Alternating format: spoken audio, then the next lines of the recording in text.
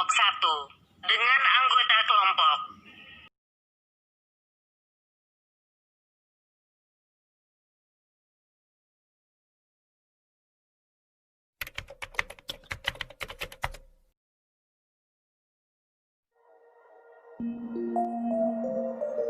Assalamualaikum warahmatullahi wabarakatuh. Sebelumnya, perkenalkan nama saya Aziza Intan Khairunnisa. Di sini saya akan menjelaskan tentang pengertian sensasi. Sensasi adalah aktivitas dari organ indera kita oleh suatu energi fisik. Organ kita itu meliputi apa? Organ indera kita itu meliputi 5 hal. Yang pertama penglihatan, yang kedua pendengaran, yang ketiga penciuman, yang keempat peraba, dan yang kelima adalah pengecap. Sensasi ini dipandang sebagai pertemuan pertama antara organisme dan juga stimulus sensori mental. Sensasi ini juga dikatakan sebagai suatu hal yang paling sederhana yang dihasilkan oleh indera kita. Proses terjadinya sensasi itu bagaimana? Proses terjadinya yaitu ketika alat indera kita mengubah informasi-informasi yang telah didapat menjadi suatu impuls syaraf yang dapat diterima oleh otak melalui proses transduksi. Untuk dapat diterima oleh indera, stimuli ini juga harus cukup kuat dan melewati batas manusia. Sebagai contoh, mata manusia ini biasanya dapat menerima stimuli dengan rentang antara 380 sampai 380 mg. Selain itu, sensasi juga dipengaruhi oleh faktor-faktor yang mempengaruhi sensasi diantaranya yang pertama yaitu situasional, yang kedua yaitu personal. Situasional adalah faktor yang berasal dari luar individu. Misalnya, kita mencium suatu bau itu tajam atau tidak, bau itu menyengat atau tidak, seperti itu. Kemudian yang kedua yaitu faktor personal. Faktor personal ini timbul dari diri kita sendiri. Misalnya adalah kapasitas alat indera kita. Bagaimana keadaan alat indera kita? Apakah mata kita itu sehat? Apakah mata kita itu minus atau plus atau bagaimana? Mungkin cukup sekian penjelasan dari saya. Akan dilanjutkan oleh pemateri berikutnya. Sekian, Assalamualaikum warahmatullahi wabarakatuh. Perkenalkan, nama saya Ahmad Rauful Aziz. Saya dari kelompok 1 Psikologi. Kali ini saya akan membahas tentang macam-macam sensasi. Perlu diketahui dulu, sensasi adalah rangsangan yang diterima melalui panca indera dan hal ini lebih cenderung mengarah ke perasaan. Macam-macam sensasi ada 5. Yang pertama yaitu indera penglihatan. Indera penglihatan atau mata adalah organ yang deteksi cahaya. Dalam proses penglihatan, kita harus membutuhkan cahaya dalam mewujudkan hasil penglihatan. Dalam menyerap informasi melalui mata, setidaknya ada beberapa jenis warna, yaitu warna primer, yaitu warna dasar. Ada merah, kuning, dan biru. Selanjutnya ada warna sekunder, yaitu gabungan antara warna-warna primer. Dan yang terakhir atau ketiga yaitu warna tersier, yaitu gabungan antara warna sekunder dan warna primer. Mata dapat melihat sebuah benda apabila sebuah benda itu ada cahaya yang dipantulkan. Namun, ada juga orang yang memiliki kelainan dalam penglihatan, yaitu buta warna. Buta warna adalah suatu kelainan ketidakmampuan sel-sel kerucut pada mata dalam menangkap spektrum warna tertentu. Penderita buta warna tidak dapat membedakan perbedaan nuansa warna atau memang buta pada warna tertentu. Yang kedua, indera pendengaran. Pendengaran atau telinga adalah alat pendengar dan alat keseimbangan. Terdiri dari 3 bagian, yaitu telinga luar, telinga tengah, dan rongga bagian dalam. Suara yang didengarkan oleh telinga adalah gelombang mekanis dari isolasi dan tekanan yang dialirkan melalui gas, padat, dan cair yang terdiri dari frekuensi kisaran pendengaran dan tingkat yang cukup untuk didengarkan. Selain sebagai indera pendengaran, telinga juga memiliki reseptor perangsang keseimbangan atau equilibrium yang bertugas untuk mengatur keseimbangan kita. Yang ketiga, ada indera peraba. Indera peraba atau bagian kulit yang paling peka adalah ujung bibir dan ujung jari. Kulit terdiri dari dua lapisan, yaitu lapisan epidermis dan dermis. Rangsangan peraba kulit adalah tekanan, suhu, sakit, atau nyeri dan gerakan. Kulit memiliki ujung-ujung saraf sensorik yang menjadi reseptor khusus untuk sentuhan, tekanan, temperatur, dan rasa sakit. Seperti halnya kita dicubit gini, ini merasakan rasa sakit, ya, rangsangan yang berada pada kulit. Yang keempat, ada indera penciuman. Indera penciuman atau hidung berfungsi menanggapi rangsang berbentuk bau dan gas. Pada rongga hidung terdapat serabut saraf pembau yang mempunyai sel-sel pembau, di mana sel-sel ini dilengkapi dengan rambut halus di ujungnya dengan selaput untuk membuat hidung lembab. Seperti halnya kalau kita mencium aroma parfum, kita merasakan parfum itu baunya wangi sekali. Itu berupa rangsangan yang ada pada hidung kita. Dan yang kelima atau terakhir, yaitu indera pengecap. Indera pengecap atau lidah adalah reseptor khusus yang berhubungan dengan reseptor kimia.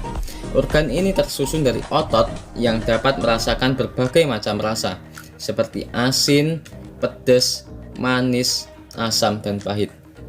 Lidah bisa juga disebut sebagai kumpulan otot pada lantai mulut yang berfungsi sebagai alat pengunyah dan penelan.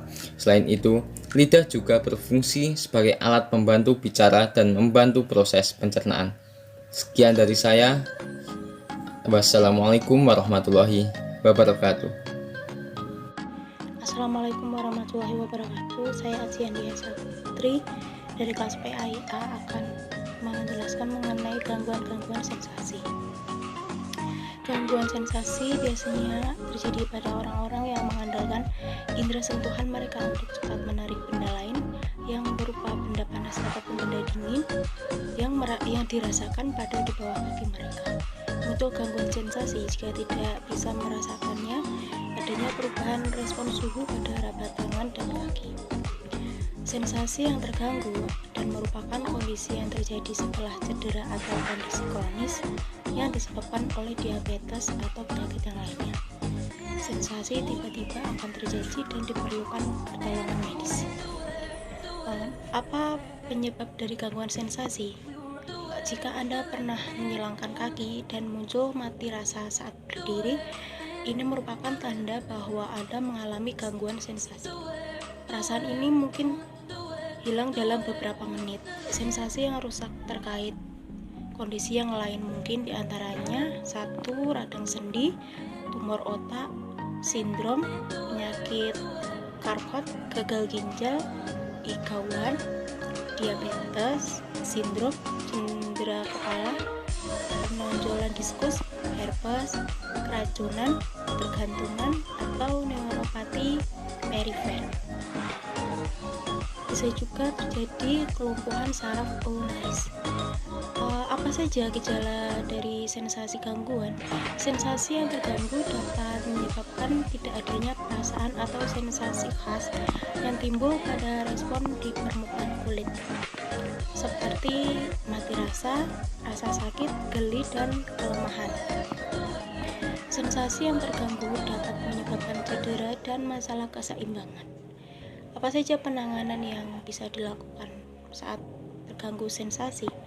Kehilangan sensasi yang tiba-tiba bisa menjadi keadaan darurat medis karena dapat berisiko munculnya stroke. Tanda-tanda gangguan tersebut diantaranya kehilangan keseimbangan, kebingungan mendadak, sakit kepala berat, kelemahan di satu sisi tubuh, dan kesulitan melihat. Sekian penjelasan dari saya, kurang lebihnya mohon maaf. Terima kasih. Wassalamualaikum warahmatullahi wabarakatuh. Saya, Alfia Nurlatifatu Zahroh, nomor induk mahasiswa 201200010. Di sini saya akan menjelaskan mengenai pengertian persepsi. Secara terminologi, persepsi merupakan tanggapan langsung dari suatu serapan atau proses seseorang mengetahui sesuatu berdasarkan penginderaan. Menurut Kamus Besar Psikologi, persepsi merupakan suatu proses pengamatan seseorang terhadap lingkungannya dengan menggunakan indera yang dimilikinya, sehingga seorang tersebut akan sadar tentang apa yang ada dalam lingkungannya. Menurut Sugihartono dan kawan-kawan, persepsi adalah suatu proses mengartikan stimulus yang ditangkap oleh indera. Menurut Carol White dan Carol Tarvis, persepsi adalah suatu keadaan mental yang mengatur impuls-impuls sensorik menjadi suatu pola bermakna. Menurut Fred Lutanz, kunci memahami persepsi adalah mengakui bahwa persepsi merupakan interpretasi dari suatu situasi. Menurut Slamet, persepsi merupakan proses yang berkaitan dengan masuknya informasi ke dalam otak manusia, sehingga manusia akan terus-menerus berhubungan dengan lingkungannya. Menurut Sarlito Wirawan Sarwono, persepsi adalah kemampuan untuk mengorganisir suatu pengamatan. Dari pendapat para ahli di atas, dapat disimpulkan bahwa persepsi adalah proses menerjemahkan suatu informasi yang didapat dari lingkungannya, baik melalui pendengaran, penglihatan, perasaan, maupun penghayatan. Macam-macam persepsi, ada dua macam persepsi, yaitu yang pertama, external perception, yaitu persepsi yang terjadi karena adanya rangsangan yang datang dari luar diri individu. Yang kedua, self perception, yaitu persepsi yang terjadi karena adanya rangsangan yang berasal dari dalam diri individu. Dalam hal ini, objeknya adalah diri kita sendiri. Dan gangguan-gangguan persepsi atau dispersepsi. Dispersepsi adalah kesalahan atau gangguan persepsi. Penyebabnya gangguan otak karena kerusakan otak, keracunan obat, hallusiogenetik, gangguan jiwa, emosi tertentu dapat mengakibatkan ilusi, psikosis yang dapat menimbulkan halusinasi, dan pengaruh lingkungan sosiobudaya. Sosiobudaya yang berbeda menimbulkan persepsi berbeda, atau orang yang berasal dari sosio yang berbeda. Macam-macam gangguan persepsi. Menurut Maramis pada tahun 1999 terdapat 7 macam gangguan persepsi. Yang pertama, halusinasi. Yang kedua, ilusi. Yang ketiga, depersonalisasi. Yang keempat, derealisasi. Yang kelima, gangguan somatosensorik pada relaksi konservasi. Yang keenam, gangguan psikologik dan agnosia. Yang pertama, halusinasi atau maya. Halusinasi adalah pencerapan persepsi tanpa adanya rangsangan apapun pada panca indera yang terjadi pada kesadaran atau bangun dasar, mungkin organik, fungsional, psikotik, ataupun histerik. Maramis 1999. Oleh karena itu, secara singkat, halusinasi adalah persepsi atau pengamatan palsu. Jenis-jenis halusinasi. Halusinasi penglihatan atau halusinasi optik. Contohnya, apa yang dilihat manusia seolah-olah berbentuk orang, binatang, barang, atau benda. Contoh yang kedua, apa yang dilihat seolah-olah tidak berbentuk, sinar, kilatan, atau bola cahaya. Yang ketiga, apa yang dilihat seolah-olah berwarna atau tidak berwarna. Yang kedua, halusinasi audit atau halusinasi akustik adalah halusinasi yang seolah-olah mendengar suara manusia, suara hewan, suara barang, suara mesin, suara musik, dan suara kejadian.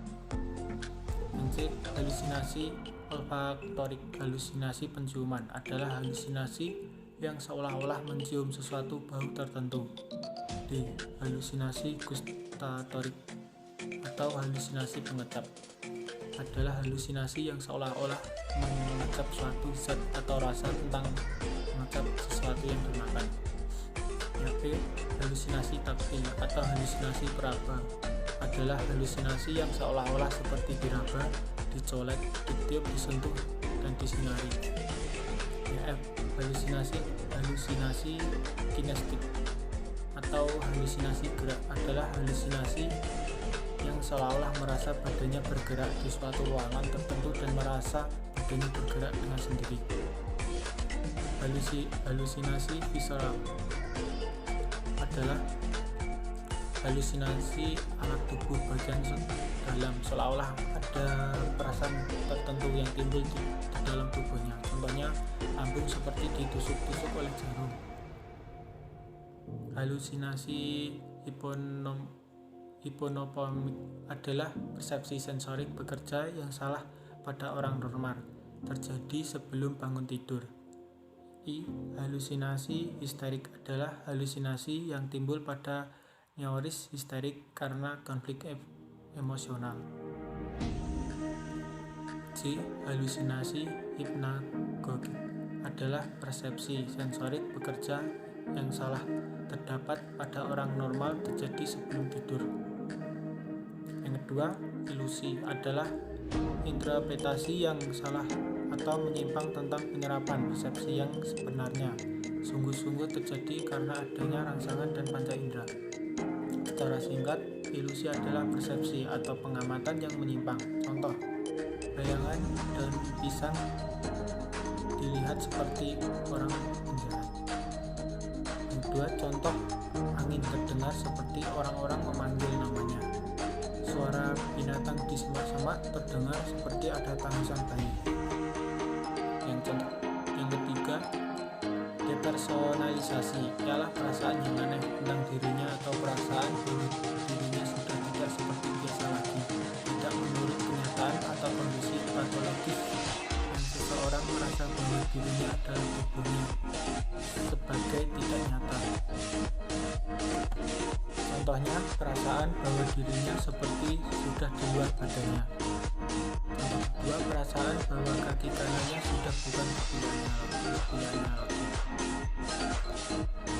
Derealisasi ialah perasaan aneh tentang lingkungan di sekitar dan tidak menurut kenyataan sebenarnya. Contoh, segala sesuatu yang dirasakan seperti mimpi.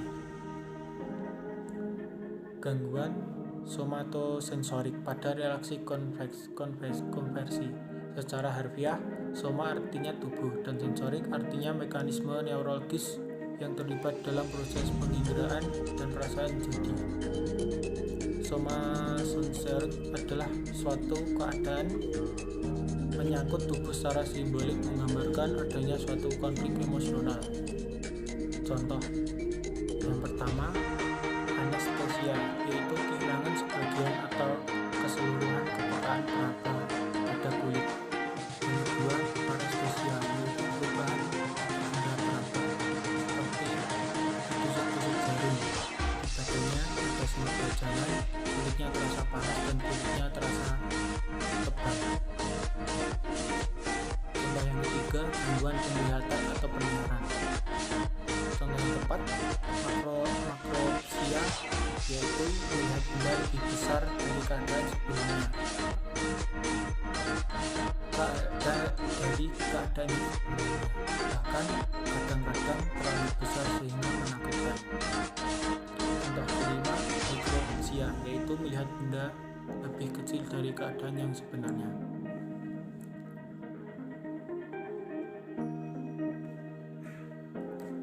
Gangguan psikofisiologi ialah gangguan pada tubuh yang disaraf oleh susunan saraf yang berhubungan dengan kehidupan dan disebabkan oleh gangguan emosi. Contoh,